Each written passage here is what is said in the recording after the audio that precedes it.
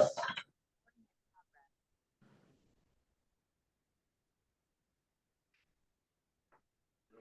Good evening, Thomas. I know when she does that. Hi, Thomas. Everybody you were talking, obviously everything you were talking about, you shouldn't have been talking about. Because Can you hear us, Thomas? That's a I nice didn't hear. I can just hear sound. I don't know what you said. If it is Jay, he'll be talking shit about me. It's always all about you, Oh, Thomas. sorry. What did you say?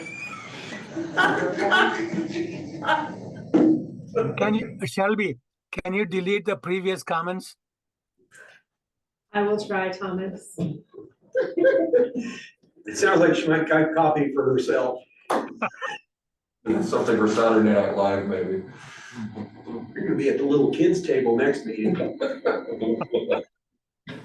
Wherever I go, that's what I get, Chris. So, my phone shows 5 o'clock. Yeah, it's fine. Is off by about 2 or 3 minutes, so we'll go by the correct time. So welcome everyone to the Board of Directors meeting. It's September 16th, 2024. We're here at Station 5, Mount Scott Station. At Clackamas Fire District, we're always here for you. We value our people and the people we serve. Our focus is establishing teams, trust, empowerment, accountability, mindset, and service. If you're attending in person, please sign in on the sheet next to the door. We have Director Thomas on Zoom with us here tonight. And I call the regular monthly meeting of Clackamas Fire District Board of Directors now come to order at 5:01 p.m. per ORS 192.610 to 192.690 per ORS 192.650. This meeting is being recorded. The video recording of the meeting will be placed on the Clackamas Fire District website. So if everyone could please stand, face the flag, and join me in the pledge of allegiance.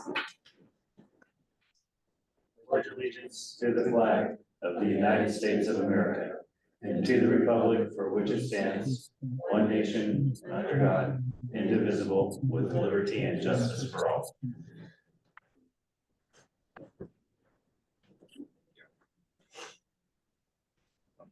Chief Brown is absent tonight, so in his place we have Chief Stewart. Chief Stewart, are there any changes to the agenda? No changes in the agenda. Okay, thank you. Approval of the minutes from the regular board meeting of August 19th, 2024. Does any director have any comments or changes to share on those minutes from the last meeting? And none else. If there's no changes, the minutes for the regular board meeting of August 19th, 2024 stand approved as written. Next up is public comment. We'll now call for statements from citizens regarding district business. Did anyone sign up online, Shelby? Did it not? And no one signed up here? If there's someone who didn't have a chance to sign up and you have a public comment, please use the raised hand function at the bottom of your screen. If you're calling in, you can select *9 to indicate a raised hand and *6 to unmute and mute. Each person would have up to 3 minutes to share your questions or comments. Please state your name at the beginning of your question or comment. So still no raised hands. Okay, we're good. So tonight, the first item that we will have up is the election of the board officers. Every September, we go through the process and re-elect new officers. I've served as the president for the last 12 months, and it's been my honor to work with my colleagues this past year. And I appreciate all of their support, appreciate the chief and his senior staff and all of their staff and everyone in the district and all the support that you've given to the district this last year. We've come a long way, continue the administration of the promises we made to the public for the bond. It was an honor to open the Clark station this past year. a station that hasn't had career staffing since the 1990s. And as we speak, we're working on staffing the Logan station next year, a station that hasn't had career staffing since the 1980s. So pretty amazing. We still have some challenges to get through in this next year. Specifically our strategic partnerships with Sandy and Gladstone that went very well. We'll give a little update on that a little later. So we've made a lot of strides, have some ways to go, but it's been an honor to serve with all of you this last 12 months. So election of board officers. First up will be the nomination for president.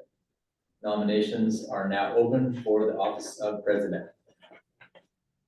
Would anyone like to make a nomination? Nominate Chris Haas for president. Is there a second? I'll second that. I don't know. I was supposed to. And are there any further nominations for president? Okay, hearing none, since we have no other nominations for president by consent, my colleague, Director Hawes, is now elected to the position of president. So congratulations, and I'm gonna hand the gavel to you, and you'll take over from here. Thank you. Thank you. I got the gavel too. It's you too. Congratulations. Or my condolences, probably is more appropriate. That's okay. Okay, thank you. Nominations are now open for the office of vice president. I nominate Jay Cross. Second. We have a nomination for Jay Cross and a second. Are there any other nominations? Since we have no other nominations by consent, Director Cross is elected to the position of vice president.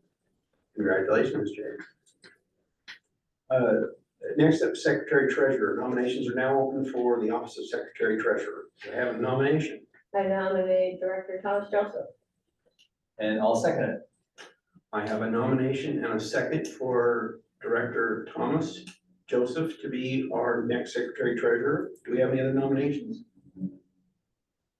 Since we have no other nominations by consent, Director Joseph is elected to the position of secretary treasurer. Thank you, everyone. Thank you.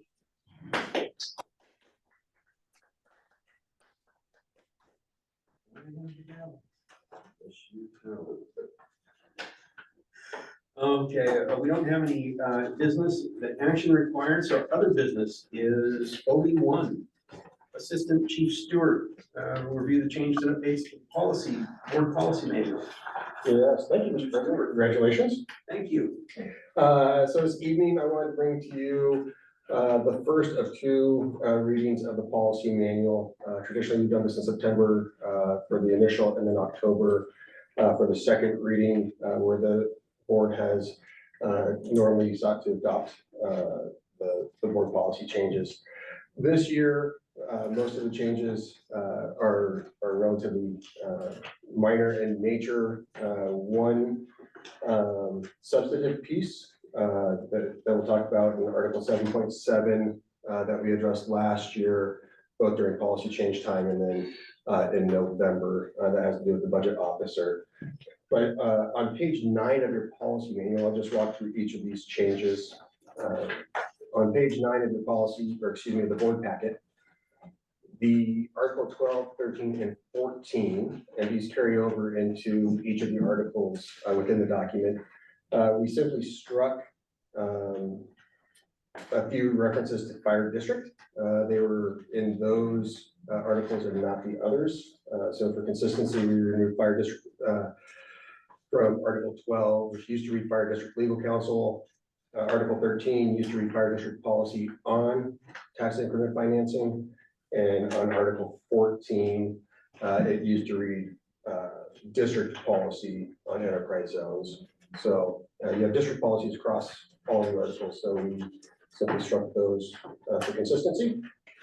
On pages 10 and then leading over into 11, there was a change to the preamble. And before we go there, just to the actual change, but in 1994,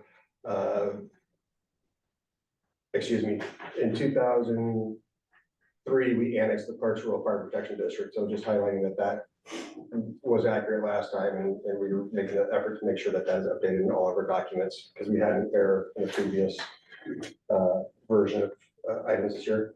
But the change actually comes down to where the logo is. So with the logo that you were presented last month, I changed and updated just kind of an intro paragraph to suggest that during a transition, you'll see both logos as well as the new logo. There's different variations. There's the one on the white background, there's the one on the transparent background, there's a few small variations of those. So to try to suggest that will be there, that the one of the approved logos is in that document. And then leading into page 20, you'll see section .7, which is the majority of the page. This is generally the same content as your previous board policy manual, with the change of putting it into a charted format. So there's a little bit of balance to it. That was more of an appearance piece. Inserting into May, July, August, that we have no recurring items rather than just a blank line. We wanted to highlight that there wasn't just something was missed, but that we're identifying that there's no recurring items. And then in November, we reinserted that the board approval of budget officer for the next fiscal year should occur. Moving on to pages 28 is where we get into that title change for Article 12 and 13. Again, striking that district reference. On page 29 at the bottom, you'll see the district, Article 14 had struck in the district policy on component. And then throughout the document, there would be page breaks and other small adjustments, minor edits that don't change any of the content associated with it. And then the last piece I think to highlight would be with the board elections and with the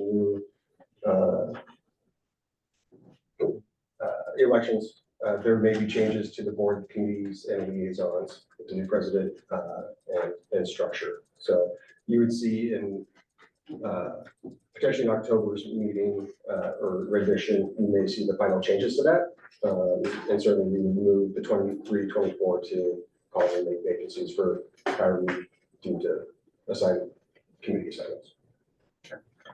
Yeah, Brian, you called me today and we talked about that when the elections happen in September, then whoever the new president is normally has a month to call and reach out, deciding committee assignments. Then in October, then when we continue with the current assignments until that point. Those are the recommended changes that staff has for the policy manual this year. And we're certainly happy to receive any feedback and make other changes or implement these changes if the board desires. Question. Jay, go ahead. I just, Brian, just looking at the liaisons, Yes, sir. liaison for the foundation is Doug. Thank you.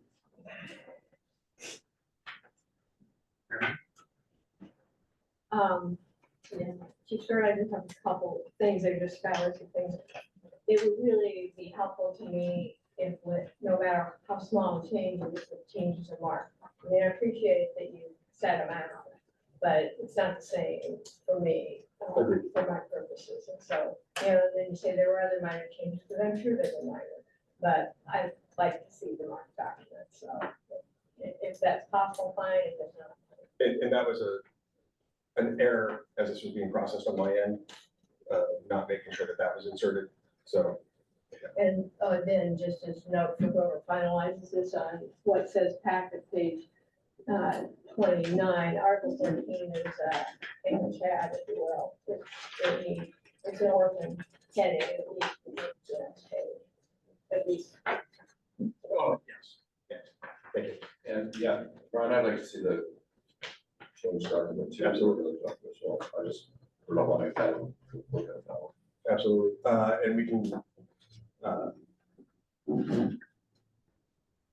if these changes, unless the board has others, what I would do, if it's okay with the board, about a week, get this out with the original red line version, Mhm.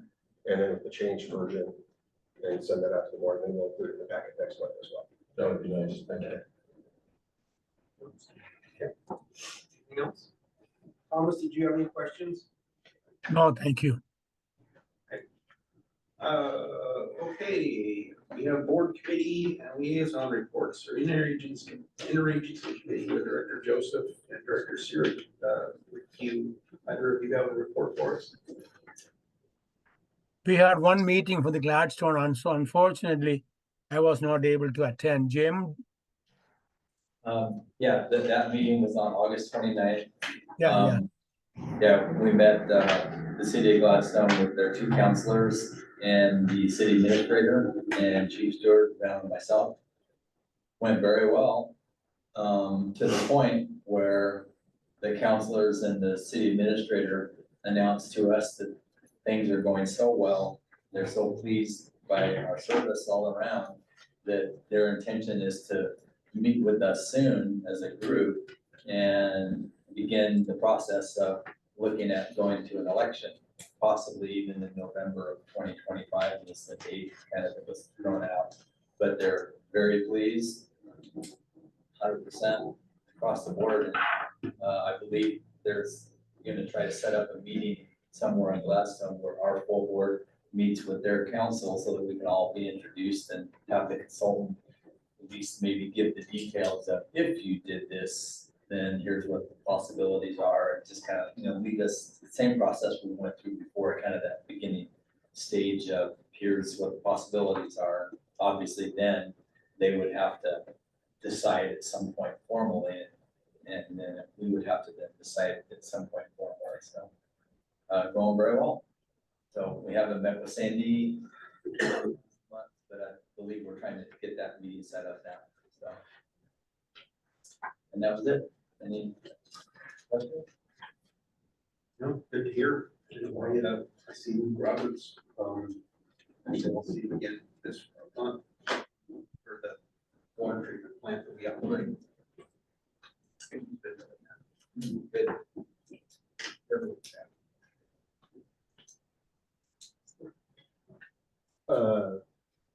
That was, I think this was anything else for the community reports for meetings. Okay. Informational update. Any board member have any informational updates or comments to share? I just want to share that Spencer Tejas was sent away from Gresham Fire, was sent to a rehab facility by ambulance the other day. I guess that was interesting. It was entertaining. Spencer's back to himself with his, his personality is pretty much back. So he was horsing around a little bit, I guess, with the ambulance paramedics, trying to figure out how to get on the stretcher. So that was very intentional on his part, but as he's supposed to be there for 3 weeks. He said he's gonna be there for 2. Well, it depends on coming back to the fire department, probably not in suppression, but full depends on coming back. He's got a great attitude, so. He's on his way, pretty well, so. Yeah. Marilyn? Thomas's birthday is on Wednesday. And if he'd been here, we could have had cake. Yeah, all your fault, Thomas, that we don't have any cake. Cupcakes are what we do now. I, of course, suggest we should have had cake without you. Happy birthday, Thomas. Thank you. Next up, informational only division department reports. Office of the Fire Chief, Assistant Chief Brian Stewart. Should update from the Office of the Fire Chief. Well, I was gonna wish Thomas a happy birthday. He's still here. Hey, happy birthday, Thomas. But in the spirit of Nick being gone and having the opportunity to do something different, I thought I might let the division or the offices do their own reporting tonight. Yeah, just an idea, although I did plug Steve for some information and Dan for some highlights earlier, but we'll go ahead and leave the report as submitted. And unless there's any questions.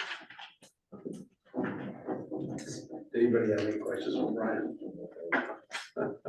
Thank you, Brian. I'm sure your other chiefs appreciate a chance to get a word in edgewise. I didn't prepare anything. really, why would you? I gave up. I'm not clear on how, who's doing what because of that. Oh, yes. Are you gonna give the update on the technology services subsequently? Yes, I will do mine, yes. Wait, thank you. Office of Strategic Services. All right, a few things to get to, and then I'll leave the technology services towards the end. Okay. But a couple pieces to start with. Last week, we had the opportunity with Morgan West, the community resilience officer. He set up an opportunity for us to go out to the U.S. Coast Guard sector in Portland. And so we had the chance to observe and learn last Tuesday morning for about 4 hours. Observe them do a kind of a complicated exercise where they were running both a vessel aground and then a unknown sludge type event. So got to shadow some different positions, get other folks of our staff exposed to different sections within an incident management team. So we can start and continue to learn how to grow and expand our capabilities and capacity. Other piece that I would want to bring up is the SDAO best practices training. So that we've asked to have completed by October 15th or 18th next month, just so we can have that one last reminder prior to the due date for SDAO on the 1st. And that again is to ensure that we get our 2% insurance premium, and it's related to the government ethics training that will subsequently be required by the state sometime next year, once per term. From a facility side, the 400 building is done. They're down to all moved in. It looks fantastic. I was out there today. They just finished striping the parking lot for parking spaces. It's going to be a fantastic facility for the EMS staff and then as a training site in that building. So a great central location, great addition to the facility, to the district's abilities. Denise has been working hard with her staff on a number of projects, but the big ones on tap are the training center and training warehouse. So I've been working with Denise, Kyle Olson, and training chief Sam McCullough on the conceptual drawings of those and helping frame those with certainly trainings driving that and looking at it. So we got some ROMs last week and we're getting just kind of down to that package of what that might look like down the road. So exciting times there. And then we selected a architect for our Station 12 changes as well, which will be SEA, Scott Field's architect. So excited to see that process move forward as well. And with that, I would move on to technology services. So we've had Fast Tech on contract since August of last year. They had about a month overlap with our previous IT. And since that time, and they've documented some of the components, they provided during business hours, regular emergency services. In fact, over this past weekend, they provided somebody on site, I think it was on Sunday, for about 4 hours to resolve a communication issue for Squad 319. But they have been worked hard to present well, to do quality job. I think as you heard a few months ago, the service quality that we've seen has been positive. They've enjoyed the interactions with the crews, the fact that the crews take time to say hi and exchange with them, and they try to be responsive with that. We generally have one tech on site any given day, or at least that's the tacit agreement, and they work Monday through Friday, which aligns with our many of our services like fleet and logistics, making sure that they're here and expand those hours. They also have a service center out of Vancouver. They got a few locations throughout the United States, but our service center will be in Vancouver. I believe the help desk there has 6 members to it. And then they have network folks outside of that. We have SharePoint support, we have website support, and they have a deep bench of resources that they can draw from as we develop our needs and identify those. So I feel like it's been a successful relationship, one that continues to evolve and grow. And I submitted, of course, the staff report, and then you have the highlights that they shared as well. And I'm happy to answer any questions. Jim, go ahead. You mentioned the training, that there's a deadline to it. For the SDAO training, to get the 2% credit, all members of the board have to complete it, and it needs to be completed by November 1st. So that's the last day that we can submit that Without form. we got something that we were gonna get a target solution. And that something. should have been assigned, I believe it was. I'll have to go back and check emails. If you have not seen that, I will confirm. okay, Shelby will confirm. And Yeah, there's a deadline to it. and None of I you don't think we received got it. Okay, I'm glad we had this conversation. Well, unless it went straight to our spam folders or something, but Yeah, That's for everybody to win that. yeah. yeah, so it was sent to all of our directors and then all of Sandy's directors. Yes. So we're done. Yeah, we got the one that said you'll be getting the target solution, Okay, something set up from training, but then that was it. Right. great, we'll follow Like like that too. Yeah. and make sure that that happens. Thank you for asking. Let me check on spam. So, Chief, how are you measuring the satisfaction with Fast Tech? I mean, how you know they're doing a good job? Good question. So I think there's a couple components to it. We haven't done a customer satisfaction survey per se, but I look to, when I do station visits or when I'm out in the station, I get to go out there for a variety of reasons, but I look at the IT piece, I ask about that. I also check in on the facilities and see what concerns folks have or what we can do to help assist with either of those functions. So I engage in conversations with our crews and with our staff, and those have been positive. I will say 98% of the time. So there have been pieces that I get the rare occurrence where something gets missed. And I also try to be intent on drawing the line between the services that Fast Tech provides and then what is district responsibility. So oftentimes we have requests for new equipment or a new program. And those go to me because of the financial impact and because we're still working on through some of that structure piece of where we hope to envision this. And so some of the times in the conversations, folks through that understand that, well, what is Fast Tech service and what is us? So help delineate there. But I think one of the bigger pieces that I spend time in is the help desk queue. And so we have currently 2 help desk programs that we work through, and we'll be transitioning down to 1. But I look at that from two metrics.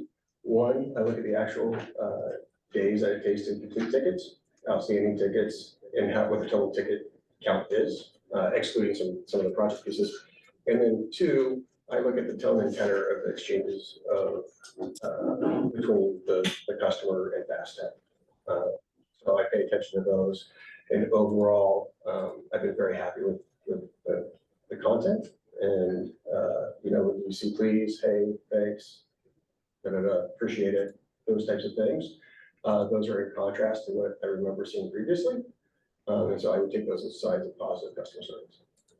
Thank you. Any other, that was gonna be my question, I guess, Brian, is when we were handling it internally, was anyone shy about letting you know if they weren't happy with IT? No, So if they weren't happy, we'd know. yes. Sounds like a good bill, but it sounds like you're doing good. Jay? Yeah, did you want to talk at all about the white paper that went to the governor's office of the competing with fire service that's happened?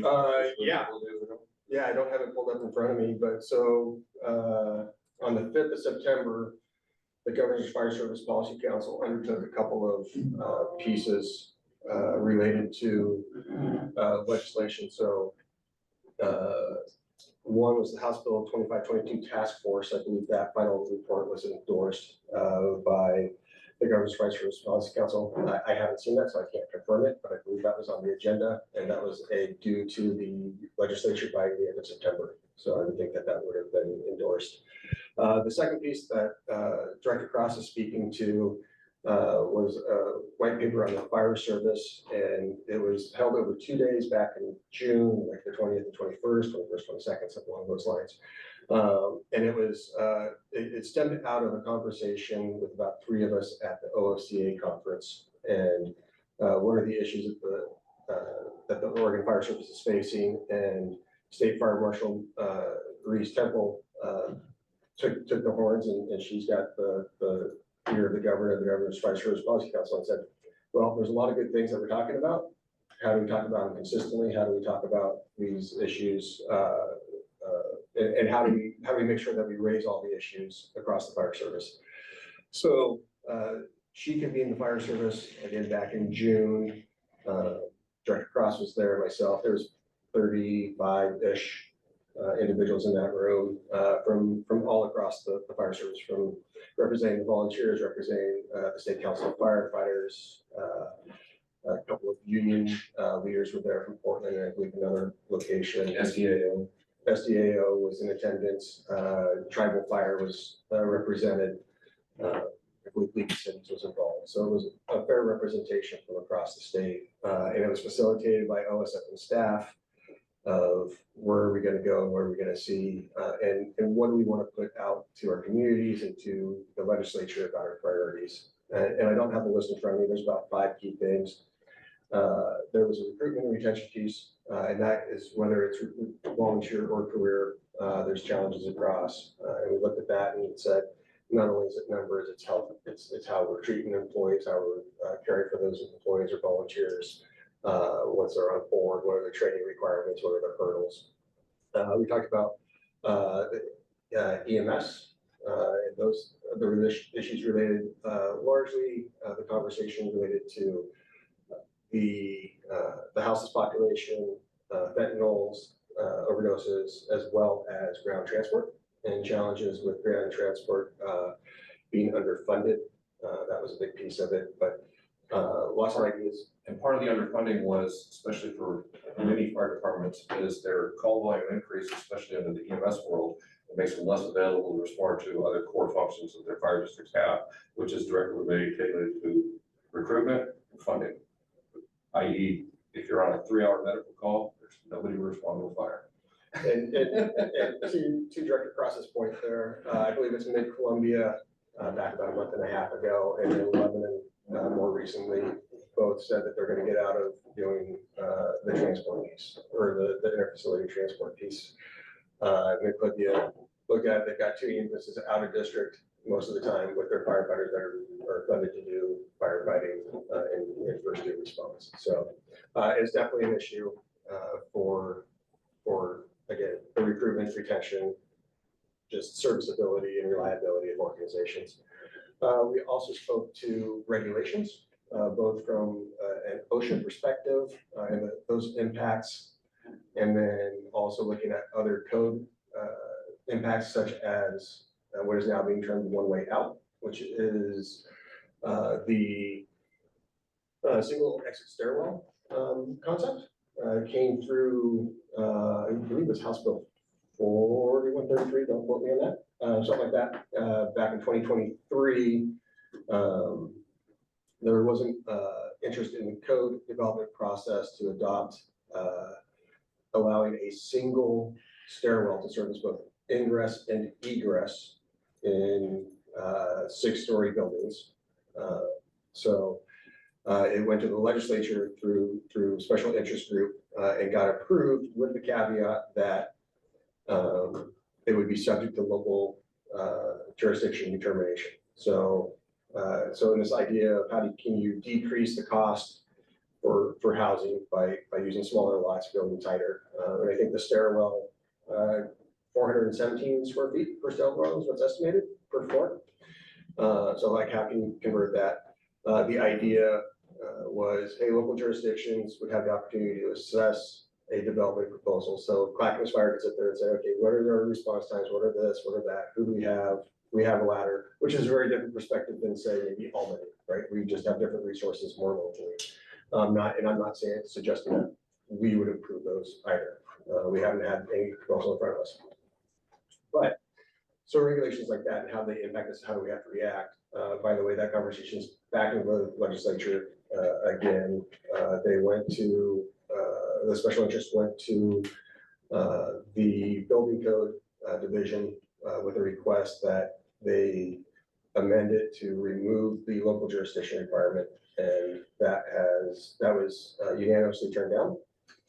So the conversation continues. Fire Marshal Olson, the state president for the Oregon Fire Marshals Association, OSFM, Carl Kennedy with the State Council of Firefighters went back east for about 3 days to delve into that topic. more, and they're bringing some information back and conversation back, but One of the topics that was really concerning to me and to, and I think a lot of people from OFDA was the wildfire issues. Yes. And specifically insurance agencies and insurance companies looking specifically at Oregon and potentially huge insurance cost increases, like 40 to 60% increases in fire insurance because of our wildfire struggles we have in the state. And we're apparently under the radar for some insurance companies, not even to cover Oregon at all for fire. That's a big deal. And so the question came up, well, what do we need to do about that? And it's community education programs, helping people create defensible spaces, that kind of stuff. That's insurance companies love to hear community involvement, defensible spaces, educating people, smoke detector programs and that kind of stuff. So once again, that all comes back to funding and that kind of thing. But it was a little scary to me, knowing that insurance companies are looking at a 40 to 60% increase overall, if they even were willing to insure anybody from Oregon. That's like, that was a big deal. And that's a whole section of the paper as well. It's called the wildfire crisis I'm looking at right here. Yeah. Wildfire insurance is a big one locally, and then the reinsurance with like Lloyd's of London is an issue for the insurers. I'll be attending a session on wildfire insurance here later this week as part of another work group on sustainable wildfire funding, just to get kind of briefed on that. But wildfire was a piece, and then certainly funding as a whole was a topic, whether it's EMS, reimbursement to EMT, levies, permit tax rates, the whole kit caboodle. You can imagine the variety from across the state. Yeah, there was an element, there was a tone in there that legislature has given a lot of money towards fentanyl and houselessness, a lot of money towards that, but have given nothing to the fire service who's responding to the 911 calls that community is generating. And so that some of it is the awareness that, yes, that a lot of those things that are happening in all of our communities, increasing call volume and increasing workload on everybody, but there's been no funding assistance to help anybody respond to those calls. So that's part of the paper too, which I think is a huge deal. Of, if they want us to continue to servicing all of these programs and stuff, we need more money. That's really what it comes down to be able to provide the service. So, in a nutshell, but it went to the governor's office now, right? Yes. A few days ago, and I obviously haven't heard anything from the governor's office yet, but. No, yeah, it was endorsed on the 5th. The state fire marshal sent it out Thursday, or I think it was Thursday last week. Yeah, So we haven't distributed it. I'll make sure that the board and Sandy Board gets a copy of it. that would be great, because it's a lot of energy went into that document, and I think certainly everybody in the fire service should be aware of what's going on, because there's some real top end hard work going on there. So. Anything else, Brian? That's all. Thank you. Thanks, Jay. Next up, Office of Business Services, Assistant Chief Steve Dieters. Thank you, Mr. President, members of the board. First off, congratulations on your hard-fought campaign. Thank you. Touch and go. I was on the edge of my seat. Yeah. Thank you for that. All right, just a few things happening with the different departments and different divisions. Wellness has finally moved 100% to Station 3, so they're operating out of there now. So if you ever do have wellness needs, you won't go to the PC anymore, it's going to be Station 3. So just a few things to button up there, that they've made that move. And then community services, as you can see by the chief's report, the end of summer is always just events, and reaching out to the community and being part of that. So the ton of that happened, too many to list, but you can see what's been listed. PIO on social media right now, working on a project that's SIDS related, more specifically co-sleeping and the dangers of sleeping with an infant. So working on a video and a public service announcement around that. We've had a couple of calls surrounding that, so we're going to put something out, and so it'll come out through our social media and through our Facebook and all that, and our website. So they're working on that. We've had a change in personnel with the HR department, so I'll be spending more time with that group until we collectively decide what it is we're going to do in the future with that position. So I'll be working with them, and they're concentrating right now on preparing for the next civil service meeting that's coming up, and preparing some packets for apparatus operator and some other things. And then the Sandy contract, I don't think could go any better, not have myself on the back. It's all the folks out there that are doing it, but absolutely no complaints so far. And it's going very, very well out there. Happy to answer any questions. Do we have any questions for Steve? Thomas, did you have anything for Steve? No, thank you. I was watching, social media this morning, the fire in Sandy on Proctor. Across the street. Yeah, what, nine rigs there? Yeah, something like that. That was, where'd all those come from? And lots of, Clackamas Fire has a lot of rigs, they sent a bunch. Thank you, you love the advertising. Yeah. Great. Steve, a complete report, you got, nobody stole any of your stuff, Tom? No, they didn't. Get you a participation ribbon. Yeah, I'll prepare something for next month now. I've stopped preparing. I don't know, you might have missed your shot. Next up, we have Office of Financial Services, Chief Financial Officer Mark Whitaker. Okay, good evening, board.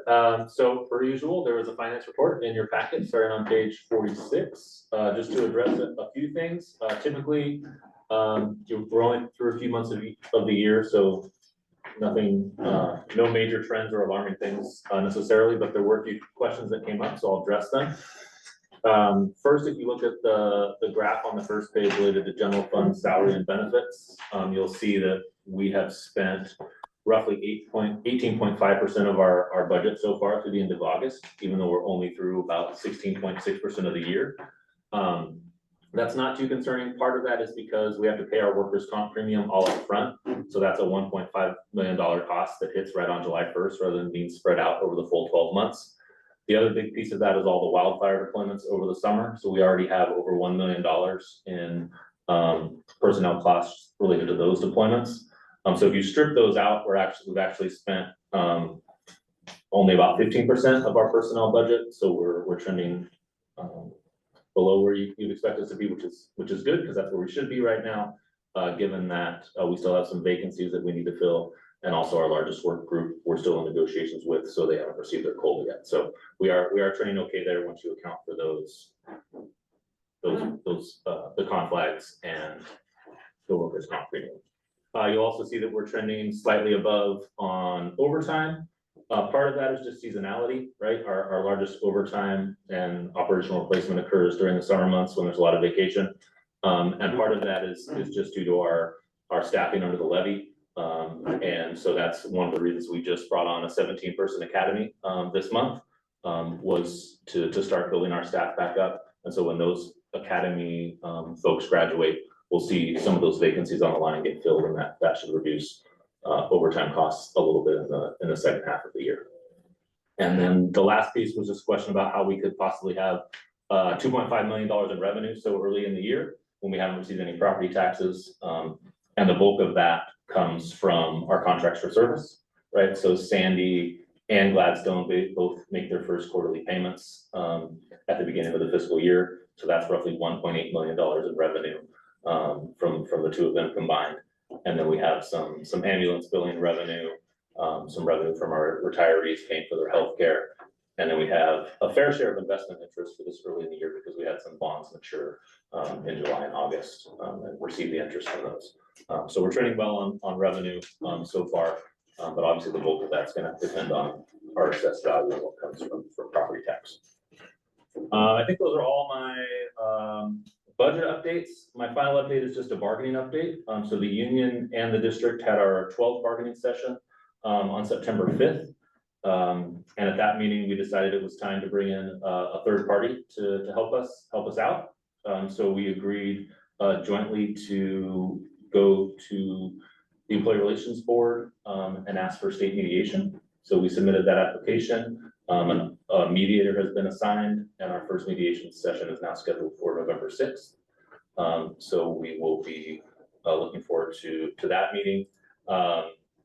And we'll have another board meeting before that. So if you guys do want a more in-depth update on outstanding issues, we could do that in an executive session at the October board meeting if there's interest. So those are all my updates. Thank you.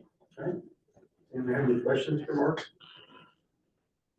Okay, thank you, Mark. Next up, Office of Emergency Services, Assistant Chief Dan Mueller. All right, well, good evening, everybody. Nurse navigation kicks off tomorrow, September 17th. It is just a quick recap on it. It is being paid for by AMR for the fees that they owe the county. And so they're subsidizing it back into the system in hopes that we have call reduction within Clackamas County. So it is a low acuity, non-emergent calls that go to the 911 system. The idea is to get them off ramp to a call center out of Texas and utilize the local resources other than the 911 system, fire engines, ambulances, to get people the treatment that they need. So that is going to kick off tomorrow. Nurse navigation has a representative for 2 days at our dispatch center, and as well as our EMS team is going to have somebody there as well, just to make sure that it's kicked off and going smoothly. You will see that on August 20th, there's a noted in the calls here, we had a rail trestle fire in Oak Lodge. It was on the backside of the Oak Lodge water treatment facility and our sewer treatment facility. And it was, in fact, that we had the IC ended up shutting the facility down because the fire was at an angle from the ground all the way to the top, about 200 feet of track. Rumors are it's one of the oldest lines or trestles in the US, and it was built about 100 years ago. The thing looked like it was fully engulfed. We had everybody from ORS notification, Coast Guard, hazmat teams responded. We had Morgan West assisted, made phone calls, helped make phone calls to DEQ, got all notifications done, and then when the fire was out, a rail engineer walks the line, gets on the phone, says he's gonna deliver a lumber package and have the rail open up by next week. So it's pretty crazy on the design of those things, but it's not the first time it's caught on fire, but it was a pretty good event and good exercise kind of time into what Chief Stewart was saying about how just this last week we went and visited the Coast Guard office at just right down river. And just to kind of see the working end from their side when we do make those notifications was pretty interesting. So probably the most impactful component is if we had the treatment plant shut down for a long period of time and they weren't able to do any of the treatments. I think that's where our main issue would have come in. So pretty interesting, great asset to have Morgan West help the crews out with that. So Academy 2402 started last week. Like CFO Whitaker said, there's 17 in there. We just finished some chief interviews trying to fill our academies for 2501 and 2502. Putting a focus on getting Rescue 301 in service for January 1. If you ever swing by Fleet, the QRV unit that we sold, the QRV kind of title is with the levy because it made sense to the public. The quick response vehicle, it is stickered and it's at Fleet, and you see exactly what it looks like if next time you swing by there. They're parked out front, and we got 2 of them ready, outfitted with lights and sirens and stickers and everything, placing 1 in service January 1. We are still receiving the Type 6 apparatus through the OSFM apparatus grant. We were technically supposed to receive it last week. I think they put it on hold just with all the timing of the fire still burning. But Clackamas Fire said that we're patient with it. We'll get everybody else delivered first, and we'll get it on the back end towards later summer, fall, since we have plenty of apparatus. And the idea was that a lot of those are going out and supporting the small agencies in the state. So, but that is a larger Type 6, and we're going to be seeing that in service next year. Let's see, go on the wildland topic. That I believe the state's at 90 task forces, 16 conflagrations, which beat the state record by 2 conflagrations in 2020. And I believe that the number of task forces is probably a record as well. We just got all of our crews back from the last deployment about 3 days ago, I believe. So all of our IMT members are back, and Clackamas County had a task force that was out. I believe they went out as immediate response. I believe they hit 3 different incidents before they came home. They were gone for about 9 days. We had a successful assistance to firefighters grant for structural collapse training for our USAR team. It's 24 members. of going through, it's the toughest class, logistically most expensive class to put on. And we were awarded a grant we're receiving about $320,000, which is absolutely huge for our USAR program. So we're gonna be able to send our members to Texas A&M to the TEAC school and get them the top of the line training. So we have a kickoff meeting coming up this week with finance and operations, and we'll get that all set up. And that's a huge win for the organization. And then just lastly, kind of I speak a lot about the regionalization. We have a joint operations meeting that we're doing quarterly with operations from departments in the Tri-County area.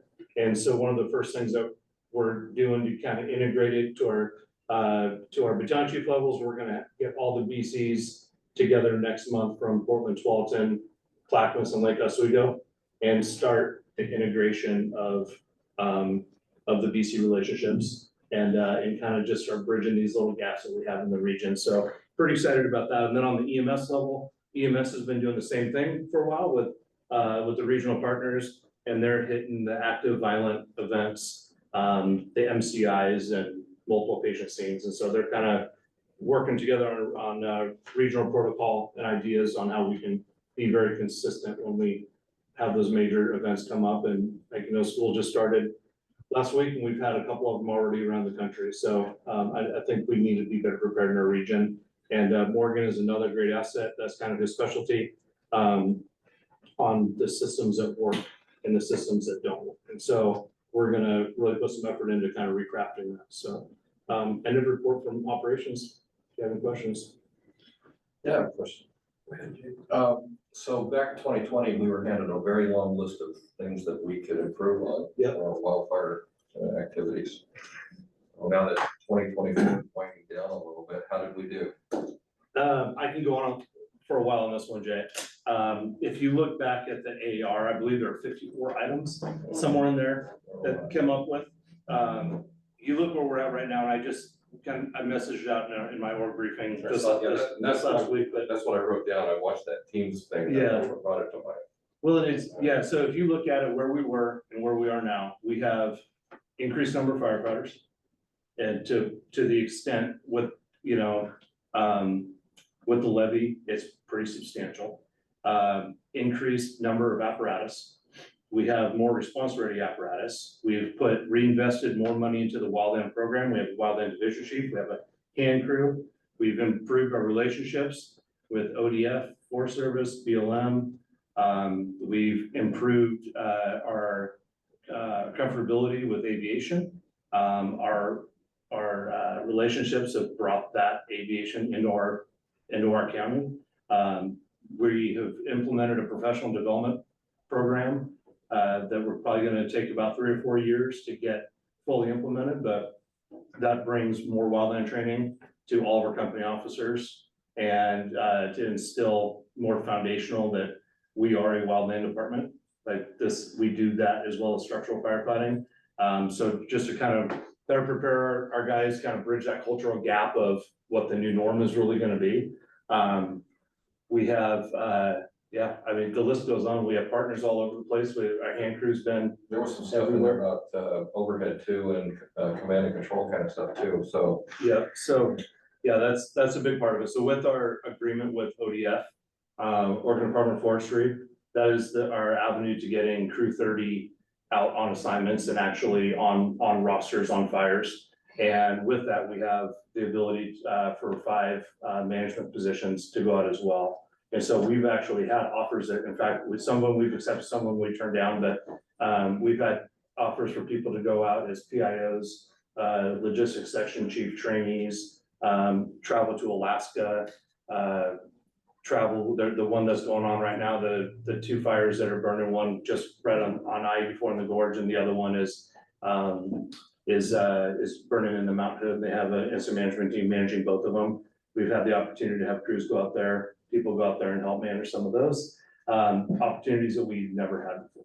The number of people that we have with the OSFM team, we have even down to the firefighter rank, have people on teams that support functions. that are going out and integrating with Oregon Department of Forestry, OSFM. So I think that the pendulum has swung the other direction, and now we just need to make it the norm, because that's just what I think is gonna happen here, where these fires are getting closer and closer to our area. We've been pretty fortunate in Clackamas County. We didn't have a major fire yet, in our county. We had close, Malala had a few good ones. Canby had a pretty good one, but in our fire district, we didn't.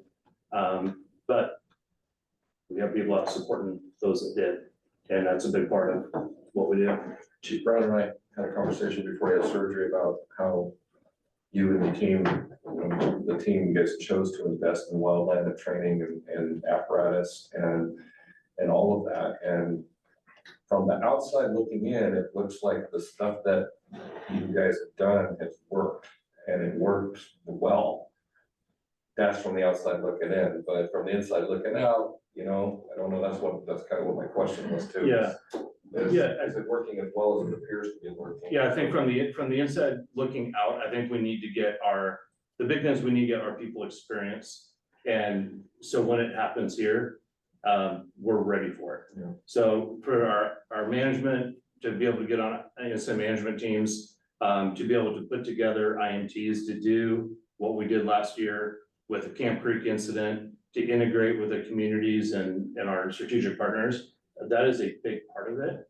The task level, I think we need to create opportunities, which we're working on doing right now, to get our line crews out there and actually see fire on the landscape.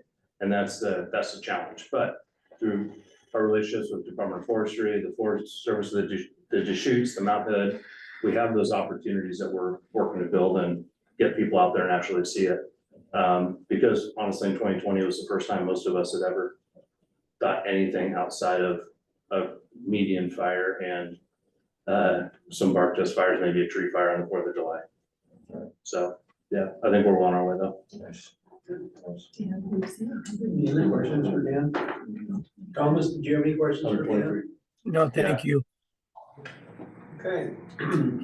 Next up, we have professional firefighters, Clackamas County, Local 1159, Vice President Andrew Gordian. Oh, there's no Evening, podium Andrew. here. Yeah, I guess. No podium. Didn't even notice there wasn't a podium. Oh, Stand though. So I have a couple things. Thank you, Mr. President, members of the board, congratulations. So our foundation collaborated, we made a request to the Clackamas Emergency Services Foundation for Spencer Tejadas. So they were gracious enough to donate $10,000 for updates to his home to better prepare it for when he does come home from that rehab facility. So that was us, our foundation, collaborating with the Emergency Services Foundation, which I think worked really well. So that was awesome. Our foundation supported the LaSalle football program with a $500 donation. Local 1159 softball season was a success. We had a great turnout and the team placed second. So they had all their games up at the Adrian Nelson High School right next to that field out there. So that was good. Let's see, our membership numbers surpassed 400 this last month, which is a big milestone for us. The CFO Whitaker addressed this, but the local and the district have applied for mediation of our contract negotiations with a proposed date of November 6th. Let's see. We've been asked by 2 of our members to support them for the Women in Fire conference that they attended in San Diego. They paid their own way and they are asking for some help offsetting their costs. Let's see, and finally, we met with a number of local politicians and individuals seeking elected office who were interested in our endorsement. And that gave us an opportunity to talk specifically about URDs and their impact on the fire district, as well as the ambulance service agreement. So we're applicable to their public office to actually be able to have an impact. But those conversations actually surprisingly turned into a lot more education than getting an opinion. So that was good. I feel like that was super successful on our end. So if you guys have any questions, I'd be more than happy to answer. Any questions, Andrew? Thomas, did you have anything for Andrew? Yes, I do. Andrew, Yes. we have been doing this. You have been reporting to the board meeting for the last, this is the fourth year or fifth year? Fourth year, I think. Do you find value in spending your time coming to the board meeting and taking the board time? Do you have any feedback from your fellow firefighters union or officers? Any feedback? Absolutely. I think it's valuable. I would most likely be here regardless. And I think the collaboration, the ability to speak and give you guys updates on what we're doing, I think is helpful. So yeah, so I appreciate you bringing up the concept to begin with. And I think that it is a success. Thank you. Anyone else? Thank you, Andrew. Thank you. Yeah, Volunteer Association report, Volunteer President Joe Johansson. Good evening, Mr. President, ladies and gentlemen of the board. Ryan Cordero reports that out of the Dover Station, we've been out there 28 of 31 nights in September.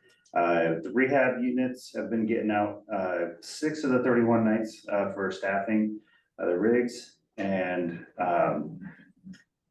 that was for, rehab 321, and then 302 was staffed 3 of the 31 nights. Rehab dispatches, we get 8 in September, actually responded to 7, and 4 actually made it on scene to be able to support firefighters.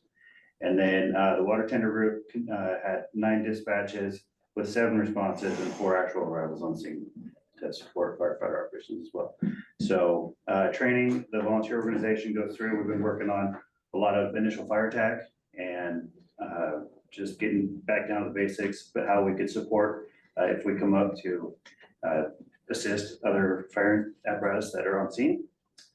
And then the water tender 312 has moved from the Logan Station to the Centennial Station 21 in the meantime while the station undergoes the rebuild.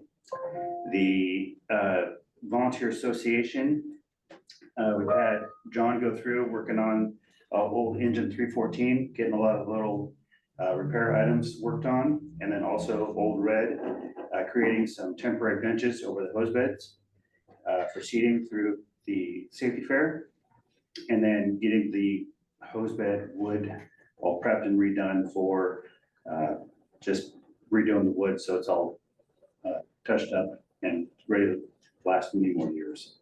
So thank you, John. We've been helping out with a lot of events. When we have apparatus, we can do that. So we've been able to respond mostly with engine 374 as brush 374 as brush 12 has been used on different calls and backfilling other stations. And then we have at our next meeting, October Volunteer Association meeting, we'll be working with getting into the details of Op Santa for 2024. And then the funds for the association, we've helped out with the 4-H and FFA junior livestock auction that happened over the last month. And then we also had a donation to former firefighter Dustin Yakman that had his daughter have some medical complications for a dental procedure that landed her at Randall's for about a month. So we made a donation to her just for his daughter. And then that's all I have at this time. Any questions? Any questions for Joe? Thomas, do you have any questions? No, thank you. Joe, I was just like to say, I appreciate you going to the Sandy board meetings. I think your reports to them of telling what's going on at the Dover station is really helping that contract. That the people out there love having that station. It's nice to be able to be out there more often to be able to help out. So I as long as we can relay the information and help meet the needs of the community that's there, that's what we're there for. I appreciate you taking the time. Thank you. If correspondence is next, did we all get a chance to read the correspondence? Have any comments? Quite a list of this month. Any informational items anyone want to bring up? And I have the next board of directors meeting will be on Monday, October 21st, 2024 at 5 p.m. The meeting will be hybrid with the public invited to attend either by remote video conference or in person at Station 5, 9339 Southeast County Avenue, Happy Valley, Oregon 97086. With that, if we have nothing else, the regular Yes, I board- do. Chris, Yes, I want Thomas. I want to congratulate Jim at passing successfully the tumultuous year. Not very much happened, so you were happy, lucky. And then congratulations to Chris for taking over a rough job. Thank you, Thomas. I appreciate it. I look forward to the next year. It's an ancient Chinese curse that says, may you live an interesting life.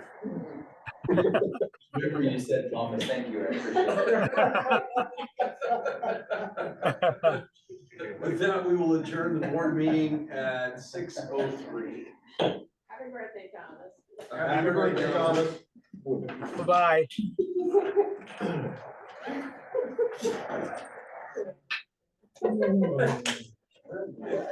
Not wrong.